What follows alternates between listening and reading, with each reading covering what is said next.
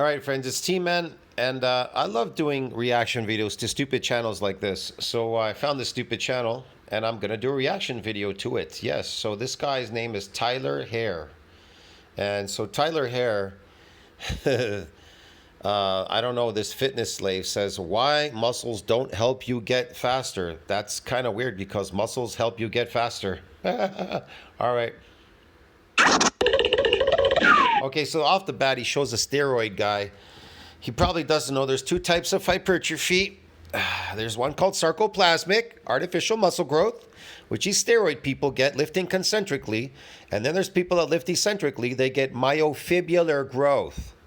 So there you go.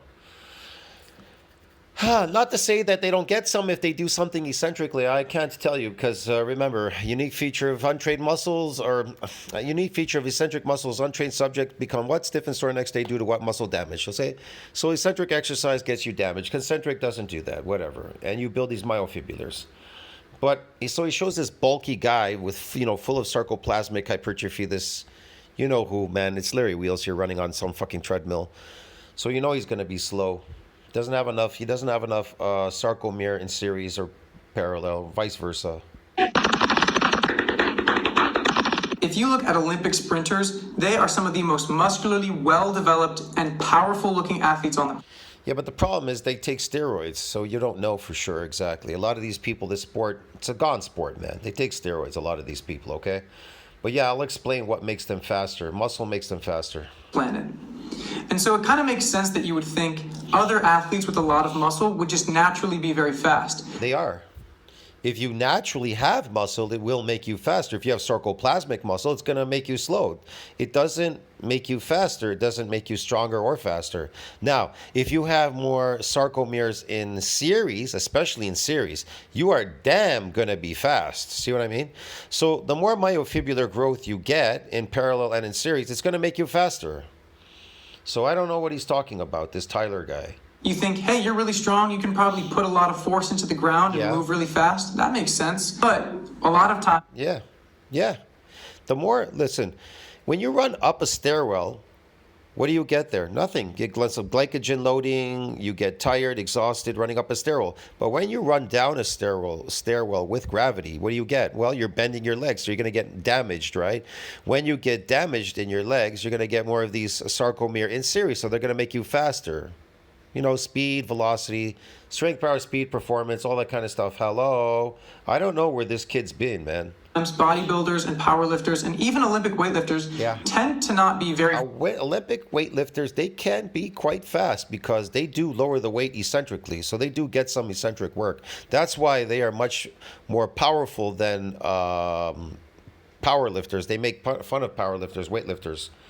Eccentric exercise is a very powerful medium, my friend, to make you faster in every way. It activates type 2 muscle fibers when you're doing eccentric overload. I don't know if you know bodybuilding. Real bodybuilding is based on the principles of eccentric exercise. That's where we build myofibular growth. The mass of our muscles are the myofibulars. The sarcomere in parallel and in series. And in series are associated with strength, power, speed, and performance, my friend. You understand me? And parallel is just more force. Okay? So I really don't know what you're talking about. And so we do have different modalities when it comes to eccentric exercise. We have like submaximal, these maximal exercises. Okay? So submaximal, we have supramaximal, and we have accentuated in the eccentric. Fast, especially once you get towards top speed. This week we're going to talk a little bit about it. One way to make you faster is you can run downhill at angles, and every time you adapt to each angle, you go more and more of an angle. You go higher and higher up. That's what you steeper and steeper. You go steeper and steeper until you can't do it anymore.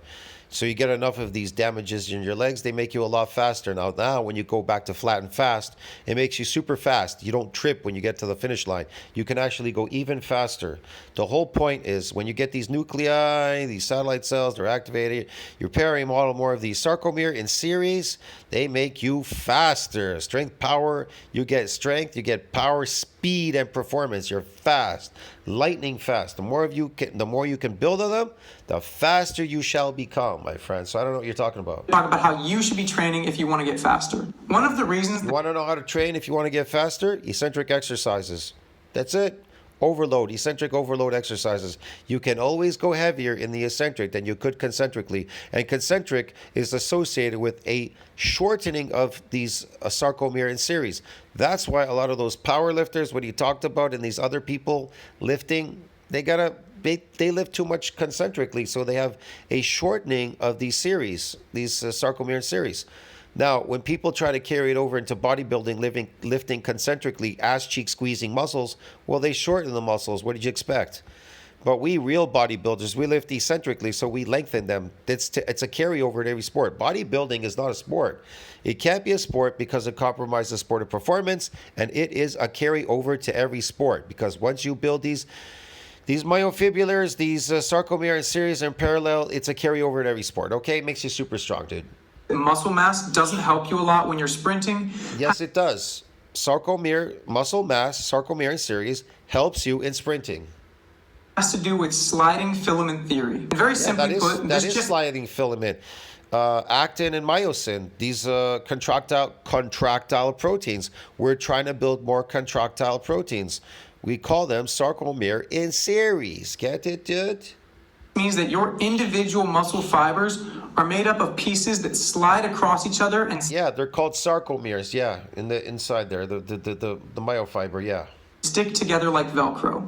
And this results in two things. One, the contraction takes a signal from the nervous system, a chemical release, and it also takes the time for the pieces to slide across each other. Yeah, you're recruiting some motor units, yada yada, and a bunch of stuff. Yeah, okay. And this results in the contraction taking more and more time, especially as the amount of force gets higher and higher. Another outcome of this is that you Sure.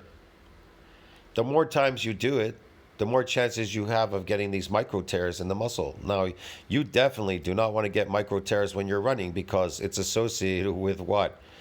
Sport compromises sportive performance. Anytime you get damage in your fibers, it will compromise sportive performance. So you want to do enough damaging exercises so that you become adapted to your running by gaining more of these sarcomeres. How do you adapt to running without getting damaged and compromising your sportive performance? It's easy. You grow these sarcomere in series, kid. That's how you do them. Get it? And it protects you from any more damage. When you get damaged the first time you run flat and fast, you get this damage. And then how does it protect you from getting any more damage so that you're not compromised in that sport? By it growing more sarcomere in series and in parallel. Get it, dude? are stronger in certain positions where more of the Velcro is touching. If you put half the Velcro together, you can rip it off pretty easy. Yeah, okay. If you put all of it together, it's going to be twice as strong. That is a poor analogy. Works in the same way, meaning that as more of those pieces overlap, you're going to get stronger. The reason that these two things are important is because well, yeah, the more they overlap.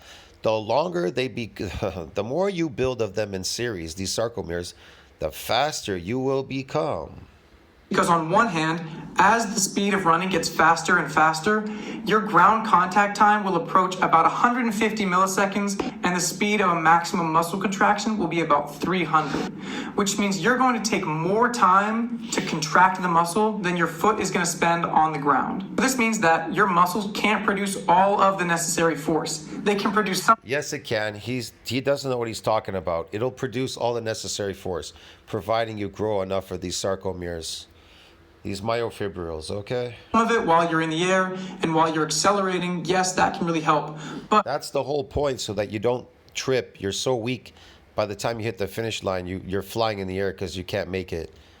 You're going faster than you can catch up. So what happens is you need more of them. You need more muscle.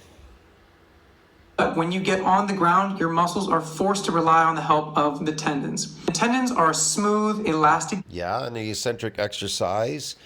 When you damage your muscles, you damage your ligaments and tendons, and your bone gets some remodeling as well. There's some micro tears in there as well, okay.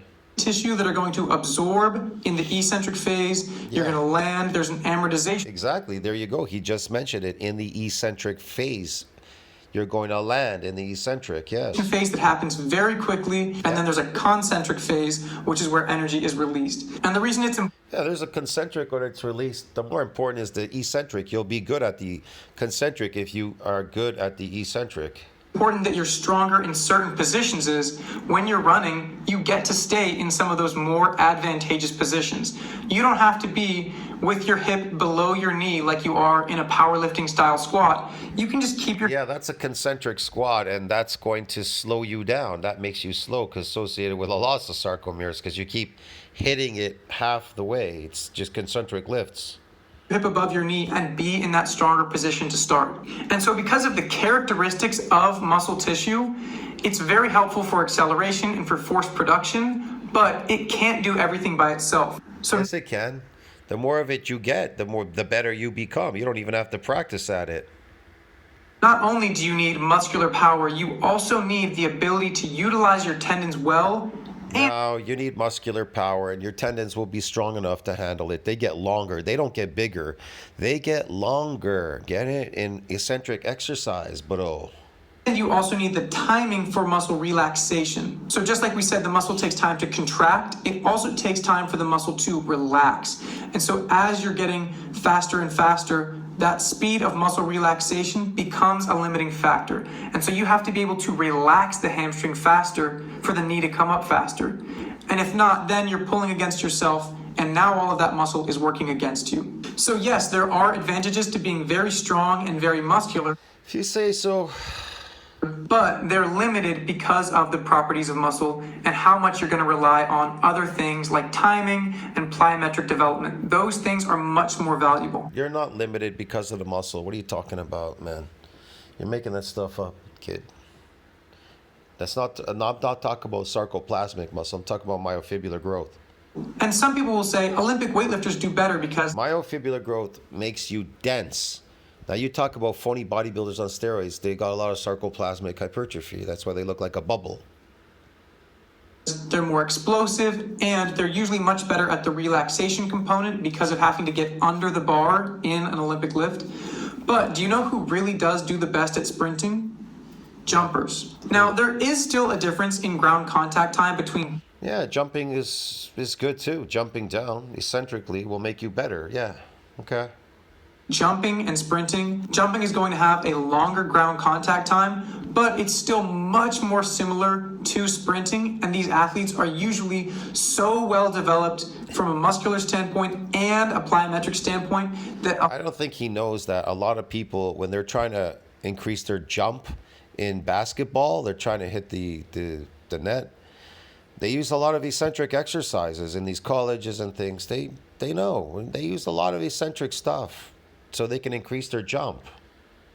a lot of jumpers will be able to get into a 100-meter dash and do just fine.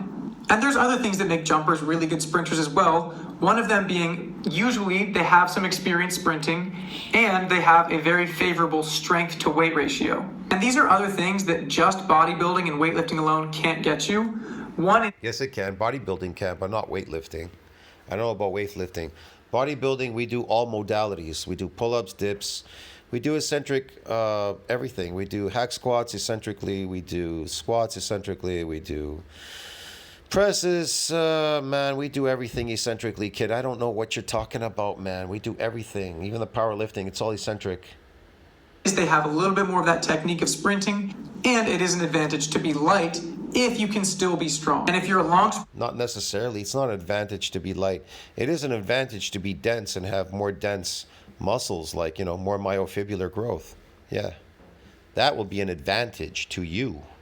sprinter like the 200 and 400 and you start to add in metabolic conditioning and race strategy, now all of a sudden that Not only will you have more type 2 muscle fibers, will you increase the sarcomeres in series and in parallel, but you also recruit motor units in lifting. A bunch of stuff is going on there. The nervous system, the motor units, everything. So it's going to enhance your performance for sure.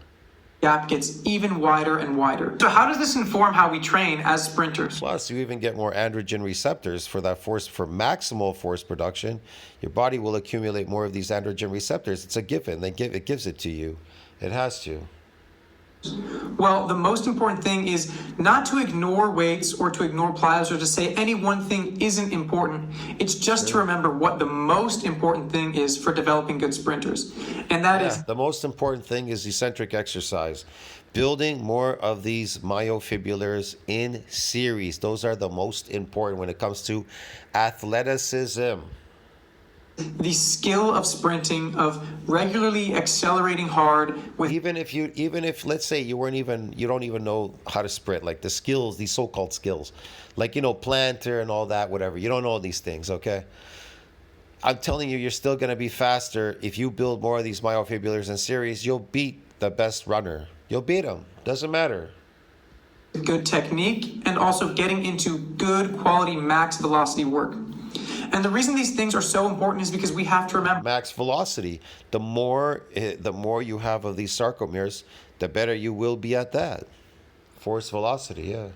you are developing a skill. Yes, when we think of Olympians, they are incredibly physically gifted. I like this. You're developing a skill. You're practicing. But you're still getting an adaptation. We can run as young people. You can run, but you want to run faster. So you're practicing to run faster, but you've tapped out of adaptations running faster. What you're trying to do there is only recruit motor units, some stuff, whatever, but you're not getting any more sarcomere in series. The more of those you get, the better off you become, the faster you become. You beat your competition because now you have one up on them, because not only do you just have these sarcomere in series, but you have more of these nuclei. They enhance your performance. That's the whole point. But they have also developed a skill and a timing and a rhythm to sprinting that a lot of athletes haven't. Doesn't matter. If you're a basketball player, Doesn't matter. you're almost always going to practice shooting during a workout. And they're going to practice jumping so they can dunk the ball. The reason for this is that it is one of those skills that you can't fake when you get into a game. When you're getting to max velocity sprinting, that is something that cannot be faked when we're talking about really strong and explosive athletes. And if this sounds like something that interests you and you like this video, feel free to check out the rest of my channel. A ton of my videos are all about sprinting and getting faster. As always, subscribe. He doesn't really know very much about getting faster. He's just a young guy with very little experience. He likes to think he knows something, but he doesn't really know it all. But anyways, it's a nice try, though. I'll see you in the next one, friends. So what you think about that? Like, subscribe, support the channel. I'll see you in the next one. Ciao. This was interesting.